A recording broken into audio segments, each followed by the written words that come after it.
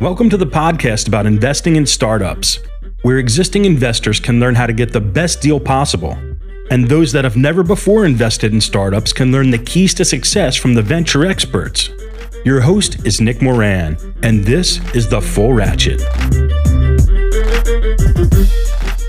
Welcome back to The Full Ratchet. On today's special segment of Investor Stories, the investors address industry trends, sectors, and markets that they think are positioned for outsized returns in the future.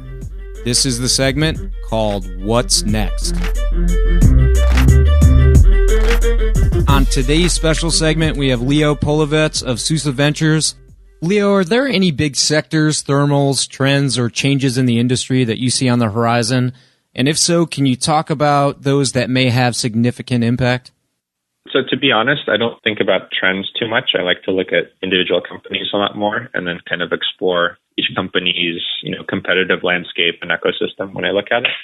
But that said, I think one kind of horizontal trend is that there are basically a lot of SaaS companies popping up for unsexy industries that haven't really been touched by software for a while. So you see it in the logistics space, monitoring power plants, or those kinds of heavy enterprise, heavy industry applications. That's a really interesting place to invest. That's also a place where there will be a lot of progress and a lot of positive side effects for society, because in a lot of these places, they operate by like fax or voicemail, or they write things down on paper. It's pretty inefficient. And on top of that, because the data is almost never digital, the data isn't used to make processes better and to learn and to make new excellent products. And so I really like companies where they basically come in and say, hey, we have a SaaS product that basically takes this paper process or fax process that you have and makes it digital. And that's a really easy sell to a lot of companies that feel the pain of working with paper and faxes. But then pretty quickly, once everything is digital, it's a lot easier to innovate rapidly, to build new features out, to really streamline processes. That's a great business model, and it creates a lot of value for everybody. Do you have any thoughts on the growth in SaaS at the B2B level and maybe just an abundance of SaaS models that starts to create inefficiencies? Just in my daily routine, I probably have 8 or 9 different SaaS performance tools now, and I've gotten to the point where it's a little difficult to jump from one environment to another and keep things organized. Yeah, that's definitely a place with a lot of tension. Some places, especially like marketing or analytics, where the spaces get crowded, and then it's, even if your product is twice as good, maybe that's not good enough to really stand out from the crowd. And on top of that, I think there's a tension between good enough all-in-one platforms and really good solutions that only do like one tiny sliver of what you want to do. And to be honest, I don't have a strong sense of where that's going in the future. I have seen more meta startups where they integrate with a lot of your tools and put them in one place. Slack kind of does that for communication. Yep. I've seen that with a couple of analytics companies where they'll connect to all of your accounts like Mixpanel and Google Analytics and Flurry, and then try to show you all the data in one place, start showing you insights in one place. So I think that's definitely an interesting approach to simplifying the landscape. Segment.io is kind of in that space as well. So to be honest, though, I'm not really sure where the industry will go. I think the platform solution is a good one, though. If you can make an infrastructure that basically lets you swap out the best-in-class piece for each piece of a process, that's a really great place to be. On today's special segment series, we have Michael Goldberg from the Bridge Investment Fund. Michael, are there any big sector changes, thermals, industry trends that you see coming in the future? And if so, would you take a moment to talk about one and what impact it may have? Sure. It's a great question, Nick. Maybe I'll take that and continue sort of my international theme. One of the things that I've seen done really effectively outside the US, and actually a firm called Rocket Ventures out of Germany. And basically, they're looking for models that have worked in the US and then rolling them out in a localized way around the world.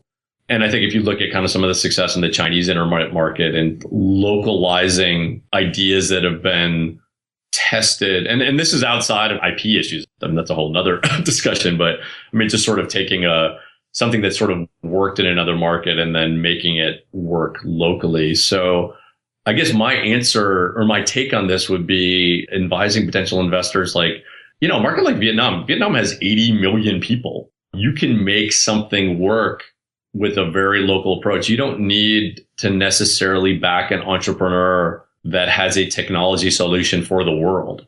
In fact, you might be better off looking at how a smart entrepreneur is localizing a technology and developing a local solution around a product or a service for a market or maybe a region. I mean, I was in Morocco a couple of weeks ago and had some conversation with entrepreneurs about that. And okay, the country of Morocco isn't so big, but if you kind of draw a circle around the region. So my answer is more around some of these.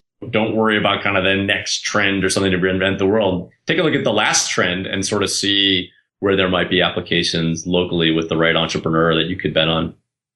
Is this a little bit like Me Too technologies that spring up in specific markets that have sort of their own culture?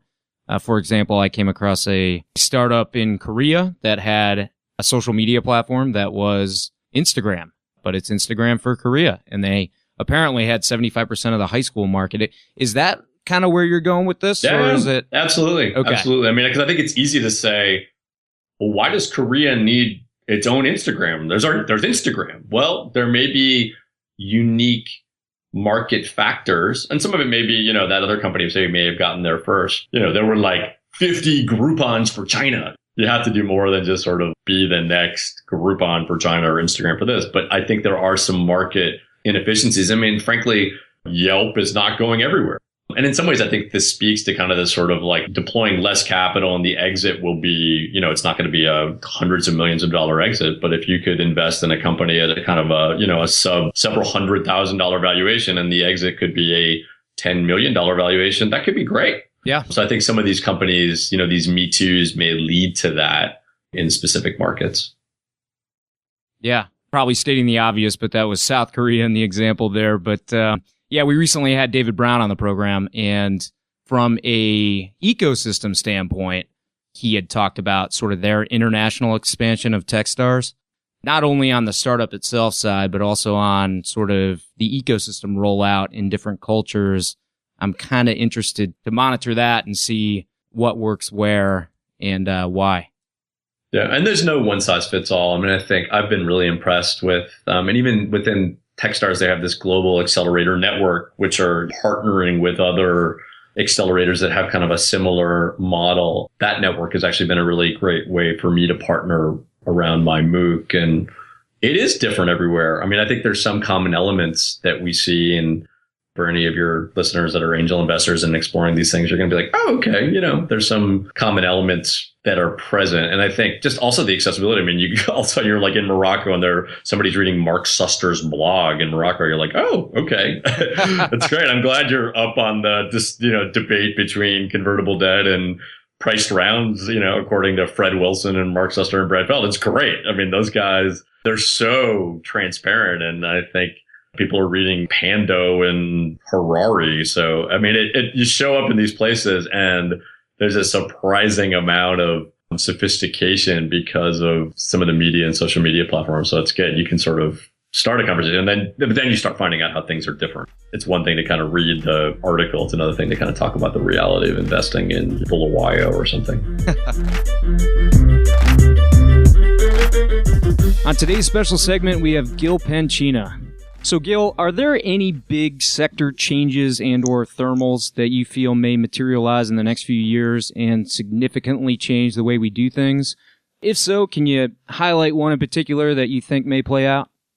Well, I mean, there are obvious ones that are getting a lot of noise lately. The Internet of Things is an enormous wave, and everything being smart and sending back data is going to create a bunch of new opportunities. So we're pretty excited about our Internet of Things syndicate.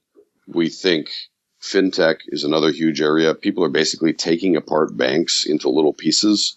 And so I invested in a company called Vouch that loans money to people, much like Lending Club does. It just lets people get a loan, but it takes advantage of your social network and gives you a bigger loan at a better rate if your friends are willing to vouch for you. Wow. So the same things that a local hometown banker used to do because they knew you and your reputation that the big banks can't do.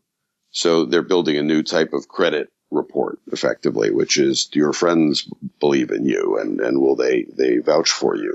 It's amazing. So we're seeing a lot in fintech. But, again, these are secular trends. You're seeing a lot of things. Lending Club just went public. This is not the black swan. The black swan question is, what is not happening, right, that should be? And I wish I knew.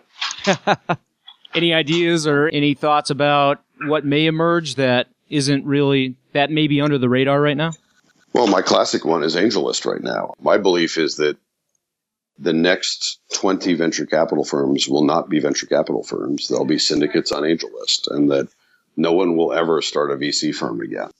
AngelList is going to become the NASDAQ for this illiquid asset class, and the things that you and I are doing will become the Fidelities and Vanguards and T. Rowe Prices of the world. And nobody's talking about that yet because it's terrifying to the incumbent VC community. Yep. But, that wave is coming, and I'm starting to see more and more interest in it. So that's why I'm putting all my time here.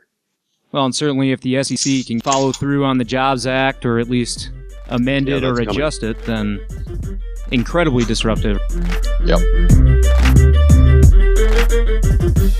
That will wrap up this installment of Investor Stories. Head over to thefullratchet.net to leave a comment, sign up for the newsletter, or find resources discussed on any of the episodes.